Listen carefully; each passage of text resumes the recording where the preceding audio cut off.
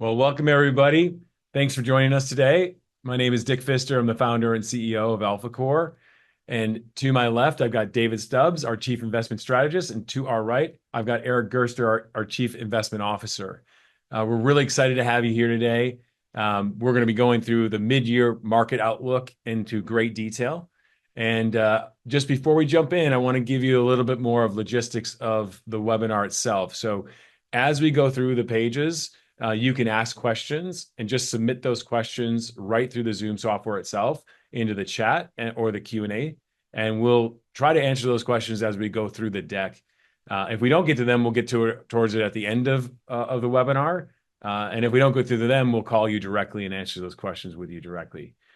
So joining us on the call today is current clients of AlphaCore, prospective clients of AlphaCore, as well as our advisory team. And we're really excited to have that entire group with us. As we go through, I want to walk through some of the deck, but I want to give you all just a quick review of who AlphaCore is and what we do today, and give you a bio of who Eric is and who David Stubbs is. So Eric, many of you might know, he's very client-facing as a CIO. He's been in the industry for over 30 years, started his career at T. Rowe Price as an analyst and as a portfolio manager, and then jumped into the world of long-short hedge fund management at Point72 and Millennium. So a great deal of experience in the world of hedging and long-short, as well as software and analysis, and now runs our investment team and research group.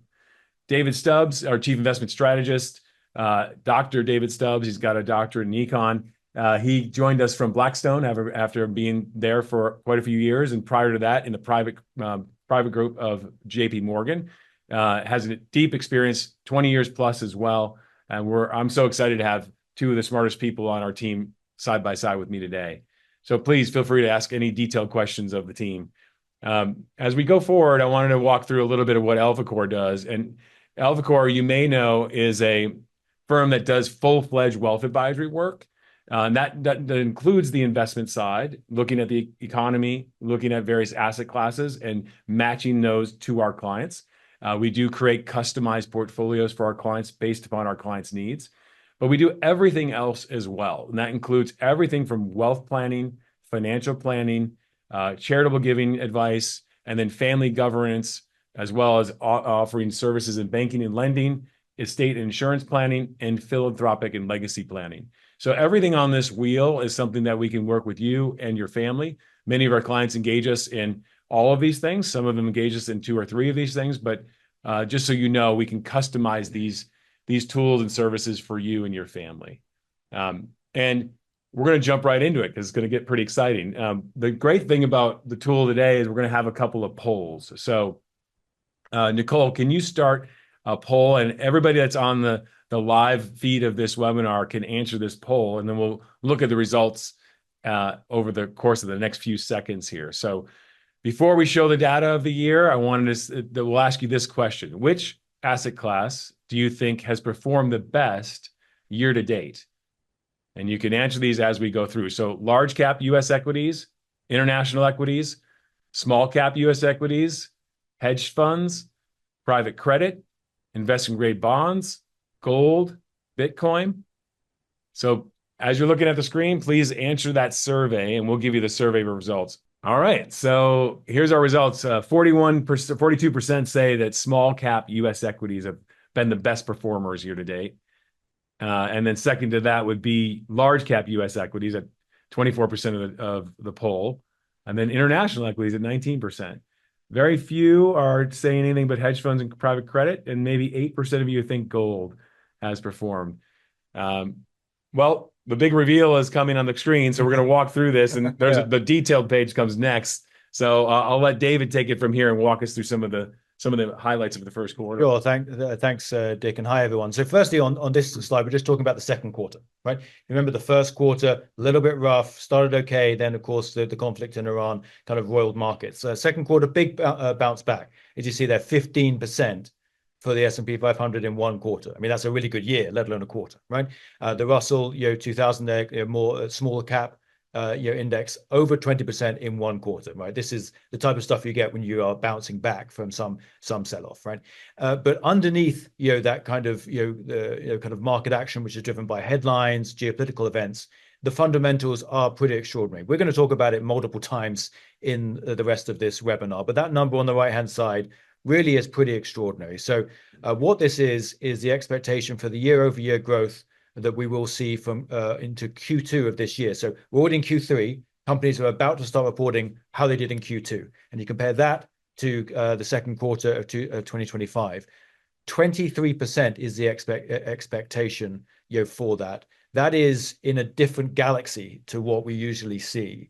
Again, we'll talk a lot about it. You sometimes get these numbers bouncing back from a crisis, but of course, what we're seeing now is incredible fundamental improvement in the health of corporate America, driven by AI and many other things that we'll talk about in the rest of this webinar. If we go to the next page, so where does that leave us for the first quarter, the first year, right? First quarter plus second quarter. Well, good to know that most people actually got it right. It is the Russell 2000. That small cap is the best performing asset class so far, over 22%. Again, lion's share of that in the second quarter. Then international equities doing pretty well, whether you hedge them or not. Big debate. Do you hedge your exposure? Do you not hedge your exposure? Depends how you're investing. Probably too much detail for this call, but whatever you decided to do, international equities added some value. I think that underscores our belief that international investing should be part of your portfolio, right? S&P 500, 10%. Look, 10% in 6 months is pretty damn good. So, S&P did pretty well. After that, hedge funds, you're giving us that 7%.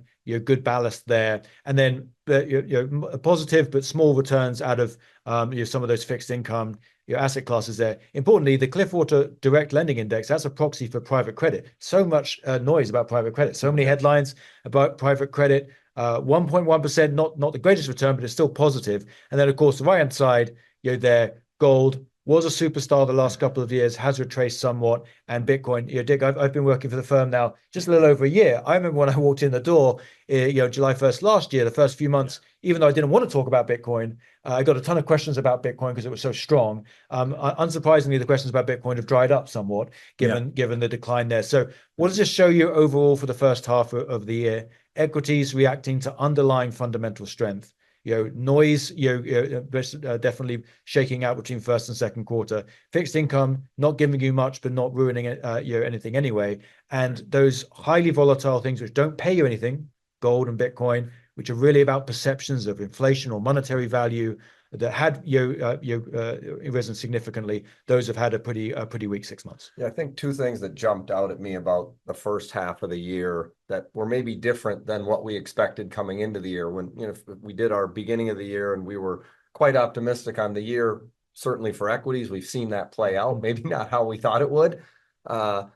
Bonds, we've seen because of inflation scare, we've gone from expectations, as you'll talk about later, of maybe rate cuts to rate hikes. So we've seen the bond index that most people look at is roughly flat year to date. Actually, is now flat through yesterday, and I think that's maybe what's driven, as you said, gold and Bitcoin, and then again with all this noise about private credit in the first half of the year, we've actually seen most private credit managers outperform leveraged loans, high yield loans, the public proxies, and traditional bonds. So, those are some things. And then obviously last year the dollar was weak, and it's strengthened this year as people I think have maybe gone back to it because of what's gone on in Iran and some risks and weakness around Europe and their exposure to oil price rise. One of the things that stands out to me when you look at a slide like this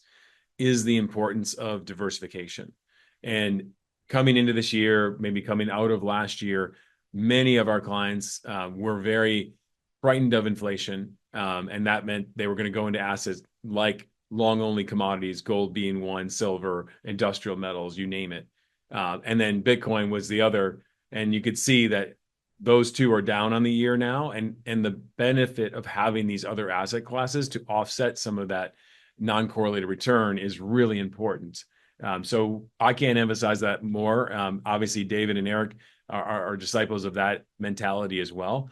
And it really is, you can't be predictive and tactical too much. You have to have this diversification to really benefit your portfolio. But we're going to jump forward. We're going to talk about AI because AI is on everybody's mind. And we've got a few slides here. Well, and think most of the clients will ask, are we in a bubble? Are we near a bubble top? We're going to talk a little bit about that. And I'll just remind everybody, please ask questions. You can type them right into the Zoom software. We'll make sure we cover them. So Eric, do you want to take this slide? Yeah. So I mean, obviously one of our 6 topics we talked about to start the year was AI and what was going to happen this year. And we were quite optimistic on the spending then. And I'd say it's exceeded even our own expectations.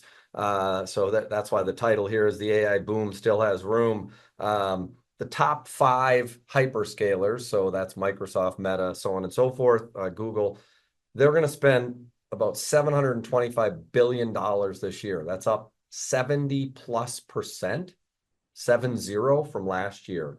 The entire GDP of Sweden is roughly $700 billion. So you have 5 US companies spending the GDP. And what we've seen this year in particular, and what you're looking at in this chart, is that this has driven a tremendous shift in market cap and stock performance away from software, away this year from the Mag 7, now some calling the Lag 7, to semiconductor companies and hardware companies. So some of the best performers in the first half of the year were memory companies like Micron, foreign memory companies like SK Hynix or Samsung in Korea. And the Mag 7 actually was down about 3.3% in the first half of the year, after it's been really the dominant driver of performance the last few years. And if we turn to the next slide, what we're seeing is that CapEx is concentrating market gains in this AI trade. So if we look at the first half of the year, you saw S&P AI-related stocks is almost the entire move in the market, and then a very small amount of the move in the market coming from energy, which energy stocks have benefited from the conflict in Iran. And what we have tried to do is, as we think about how we want to invest around AI and around what's happening, because there's a lot of uncertainty, I think, with whether this is a long-term bubble and when certain parts of the market might burst, we really favor in public markets a broader public equity exposure, which has served us well this year, because whether it's been energy performing well or AI or whatnot, we've benefited from that. Then we think, if you think back to the previous slide, how software is underperformed by so much, we're looking at targeted allocations to enterprise software in particular through the private markets. And finally, there's a massive infrastructure build out that's happening around AI and really around other parts of the economy globally. And we want to participate in that build out through an allocation to private infrastructure. So those are some of the ways that we're thinking about playing this. Yeah, and I think those are the ways where we have highest conviction that people are actually able to make money sustainably. Correct. The jury is still very much out as to how much profit is going to end up, in the firms offering these services, the firms developing the large language models. There's the beginning, of some sort of a backlash here. There's tremendous competition, available for these models now, 5 or 6 real strong competition. So I think that is often how we want to think about this. We want to double down on the areas where we know there's cash flow, and of course a lot of clients come to us with very significant exposure already to these massive tech companies. Last thing they need is more, but that doesn't mean we don't think AI is a massive trend that's going to reshape society. It is. It's about finding the best risk reward trade-off to play that theme. Dick, one of the things around what David just said, we have a lot of clients that come to us and they have high levels of concentration in some of these AI stocks, NVIDIA or Apple or so on and so forth. And how do we think about that when we talk to clients and solutions we might have to help? Yeah, I think that when you think about what clients come to us to solve, it's not only just the planning side, it's the asset allocation side. And luckily for a lot of our clients, they have had concentrated equity positions that have done very well over the last 10, 15, 20 years. But that comes with some problems you've got to solve too. So if you want to diversify, let's say a concentrated position in NVIDIA or Meta or you name it, how do you get out without giving the government a big chunk of the gains you've had? So we do tax mitigation strategies at AlphaCore to help our clients maybe take off some of that exposure and then diversify it into others. So I encourage you to reach out to your AlphaCore advisor to work through the multiple strategies that we have that are available. Some of those are in long, short, tax aware. Others are in hedging strategies, option writing strategies around those concentrated positions. There's quite a few things we can do to help you with that. I'm going to give you a plug here to one of the things we launched this year. So if you notice on the screen, you'll see our microphones have a logo that says Upside Capture, and we are actually in our podcast room. So we launched a podcast. David Stubbs is the host, and I encourage you to go listen to it. It's you can listen to it wherever you get your podcast. So you can go to Spotify, Apple. You can also subscribe on our YouTube page. So we've got some great content. David has interviewed some incredible money managers as well, macro as well as detailed individual managers too. So I encourage you to go listen to our podcast. It's a great avenue and venue for finding more about the things we're talking about today and down to the manager level itself. And Tony, just briefly, we've had several people talk about the AI phenomenon from very different lenses. We had someone on who invests in energy infrastructure. We've had several people, episodes coming soon, investing in the VC space at the earliest part of this innovation. We've had large cap equity managers trying to find value in a market which is driven by this very powerful theme, as the slide shows and as Eric took you through. So it's a lot of fun, Dick. I mean, we get a lot of access to a lot of great managers. You're here, great economists. There's always things to talk about. So hopefully people can check it out. So if you're walking, getting your steps in for the day, or you're running, or you're on the treadmill, wherever you are, just click on our podcast. It's a great place to listen to and get up to speed. I'm going to jump forward. Before I do, Eric, can you just talk a little bit about infrastructure? It's something that we're passionate about, and how it plays into the relation to AI and what that build out is about. Yeah, absolutely. It is certainly something that we're incredibly passionate about. It's been a increasing part of my personal allocation in addition to a lot of client allocations over the last 12 plus months or so. So if you think about the AI build out, there's some very important components to that. One, we hear a lot about data centers and obviously the data center build out, but associated with that is the power build out, because every data center has to have a tremendous amount of power behind it. And so you're seeing massive build out of power plants throughout the US. You're seeing increased contracting to get access to this power, in particular by the large hyperscalers. And they're signing very long-term contracts, and they are very highly rated counterparties. And so if you can get these long-term cash flows with highly rated counterparties in the format we're using, is a very tax efficient format. And one of the other things we really like about infrastructure is there's a lot of volatility in the stock market. Now, fortunately, historically speaking, and we think in the future, that volatility tends to lead to higher markets over time, but it sometimes can lead to big drawdowns. Infrastructure is a much more stable asset class. It can be a ballast, that diversification to the rest of your portfolio. And so there's a lot of reasons to really like infrastructure here. Great.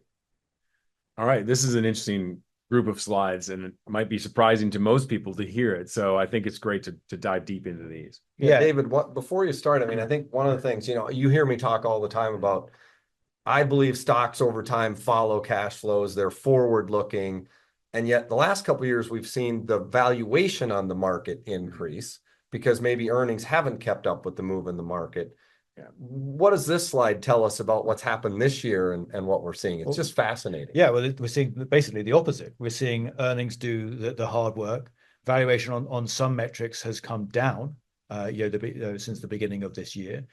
Historically, let's be clear, the market does look relatively expensive. It's not like it's at the bottom end of its historical range, but certainly valuations were in a more extreme place as we entered this year. And the reason is that dark line you see on the chart there, that is earnings over time. As Eric mentioned, over the medium term, there is a clear relationship between the direction of earnings and the direction of the market. Doesn't mean you can't have big swings along the way, right? You can have moments of despair, moments of euphoria, where it's ultimately valuation that is changing very quickly, depending on the attitude of the market, the headlines that we're seeing. But fundamentals will eventually rule over time. There's that 23% number that we spoke about at the beginning. This extraordinary pickup here. It's coming from a couple of clear places. One is that big AI capex boom that Eric took you through, 700 odd billion. of that build out. Some large companies are capturing that, and it's falling to their earnings, right? Secondly, is an extreme increase in operating margins. So pre-COVID, operating margins in the S&P 500 were around 16%. Today, they're almost at 21. So 5 percentage points of increase, or about a 30% increase in operating margins, right? So that's the flip side of AI and cloud computing. A bunch of other technologies that maybe are not getting the headlines that that they would, because AI is taking all the oxygen out of the room.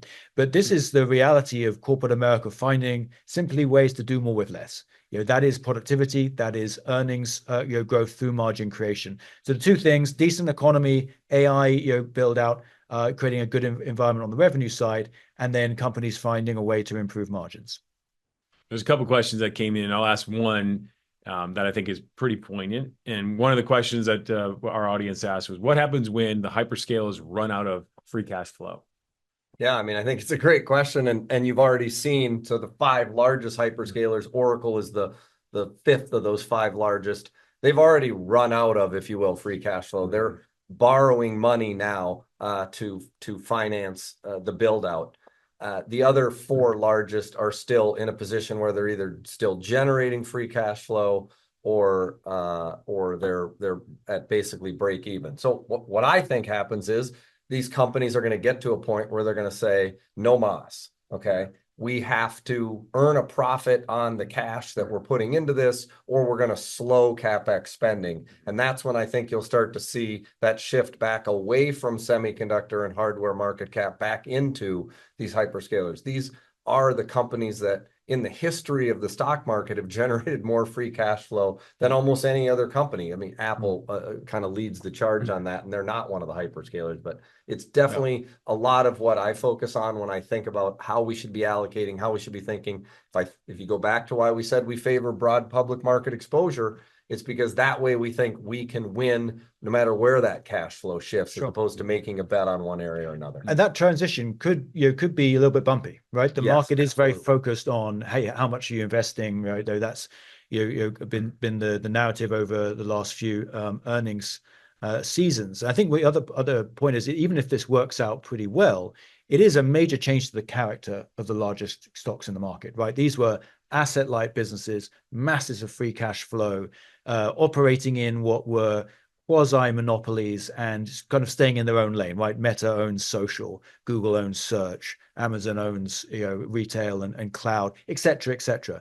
Now they're suddenly investing a lot more. They're becoming asset heavy, and they're going after the same market, right?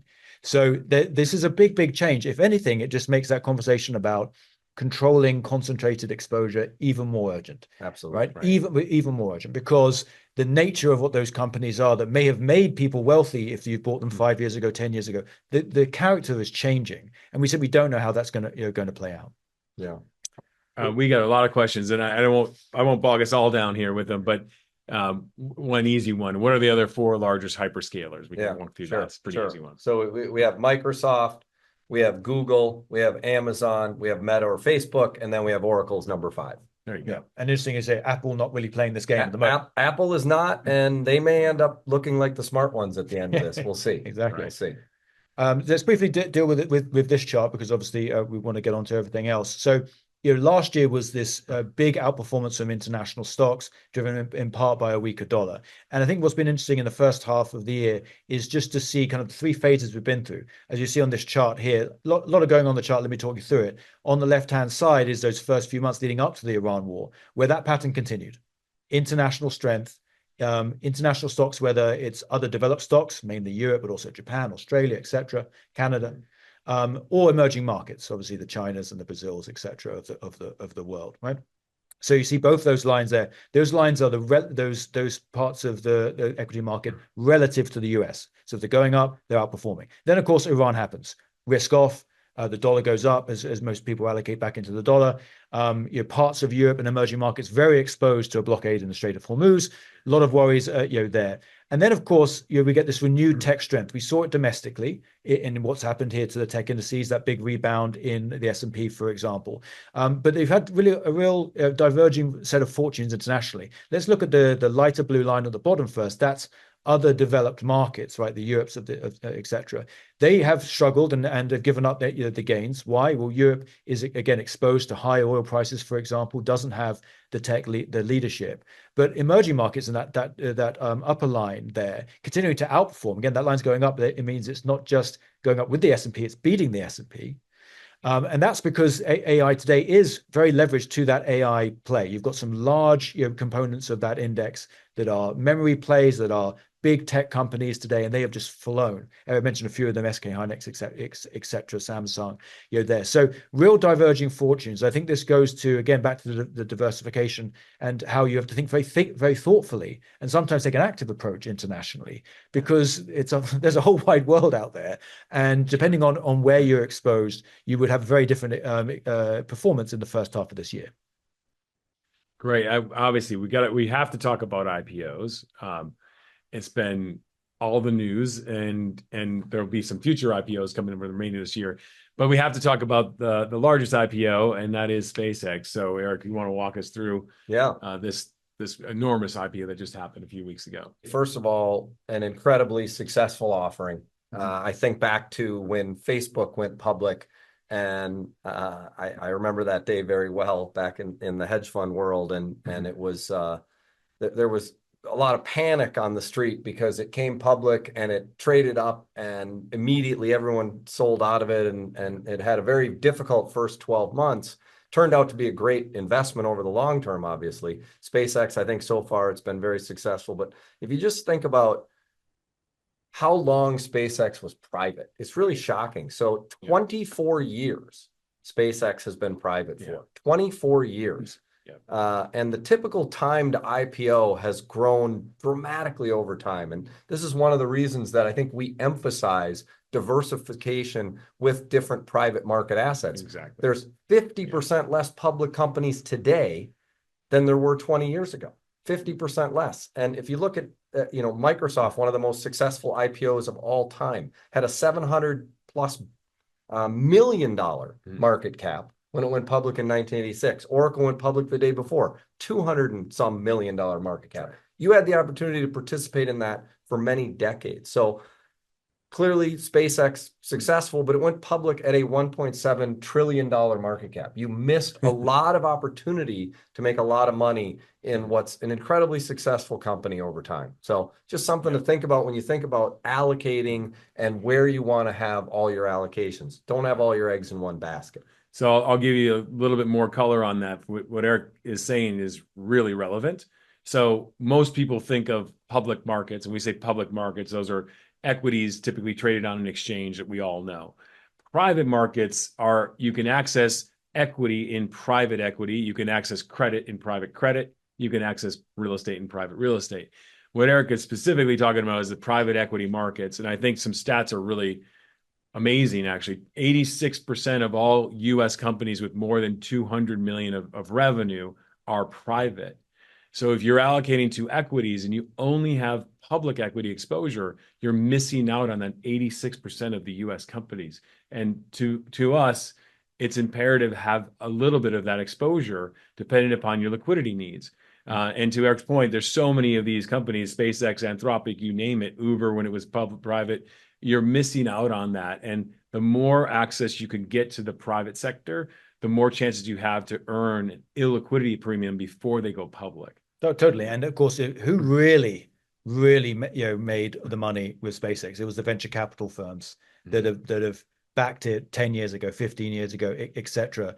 Again, another plug on the podcast. We've got 4 episodes of venture capital miniseries coming out soon with Dave Engel, who's the head of venture capital here at AlphaCore. And we talk a lot about in those that series of interviews with some of the leading venture capital players about accessing early stage venture, early stage innovation in the US economy.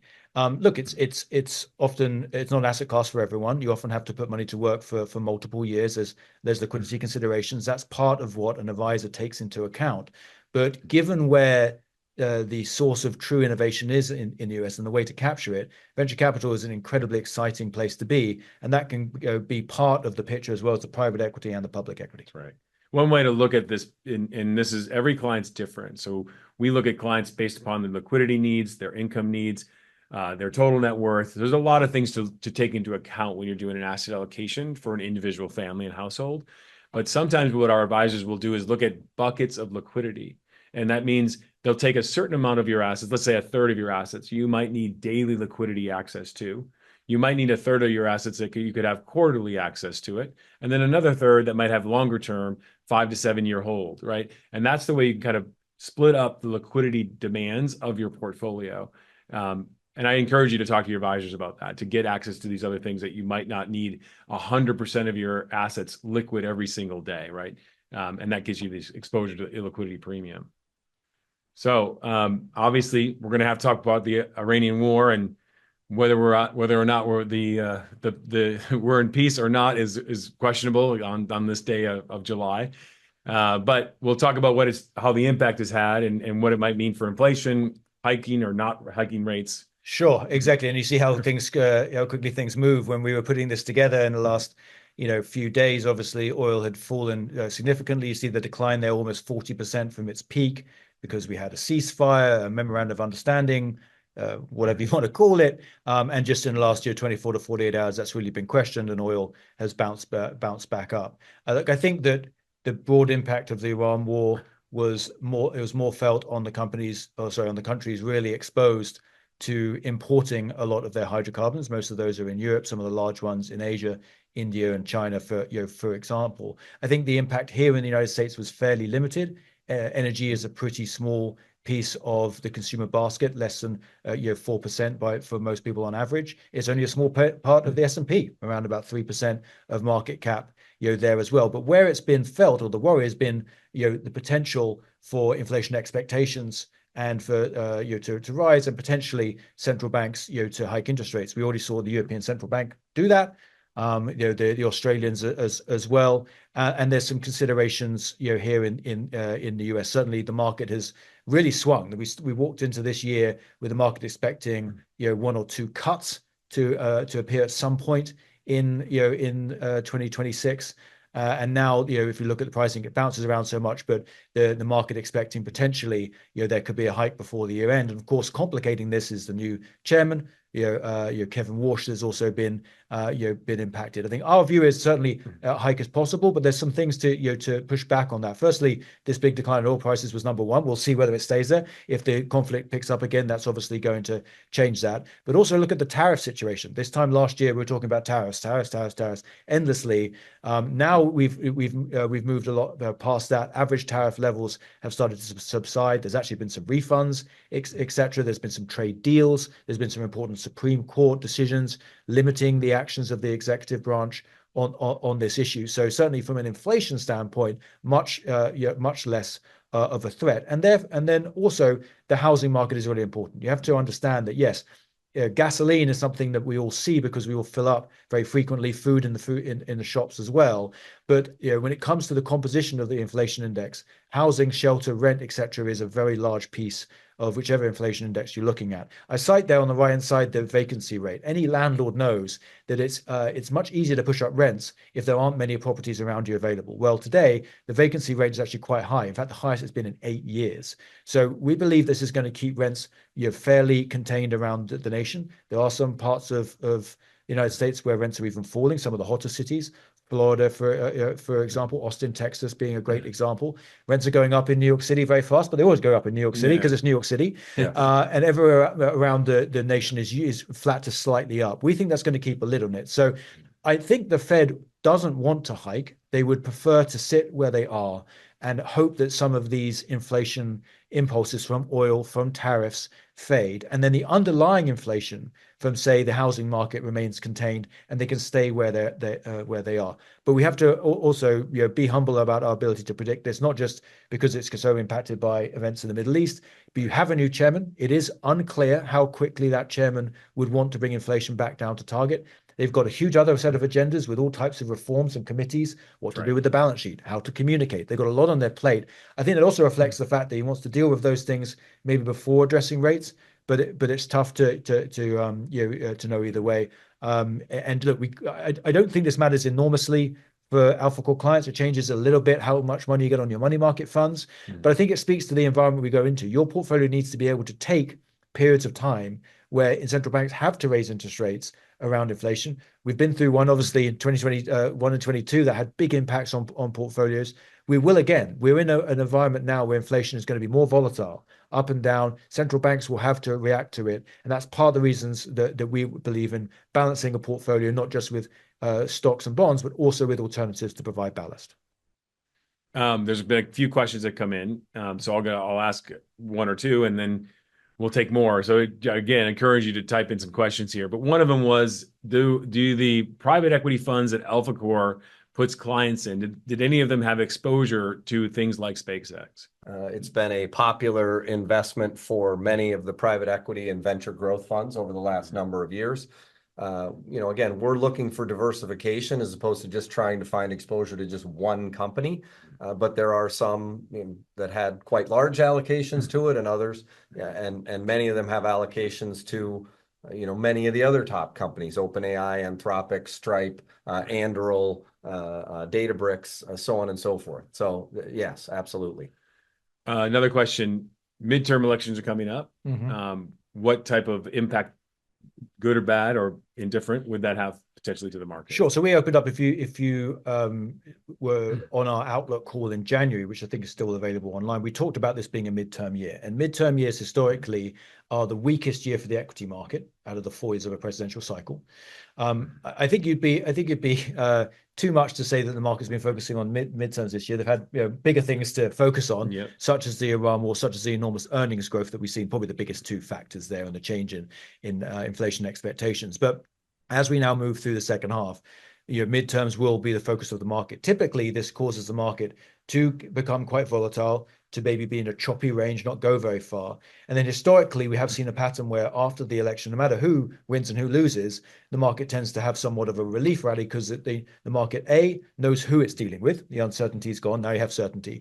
And B, midterms do tend to lead to divided government, when the market interprets as an inability of government to change the kind of rules of the game too quickly. Everyone knows what they're dealing with for the next couple of years, and can get on with it. So that's a historical pattern. There are exceptions, of course. We all know, I think, that prediction markets are showing a high probability of the Democrats taking at least one of the houses of Congress, and we'll obviously see how that has to reflect in the changes of policy.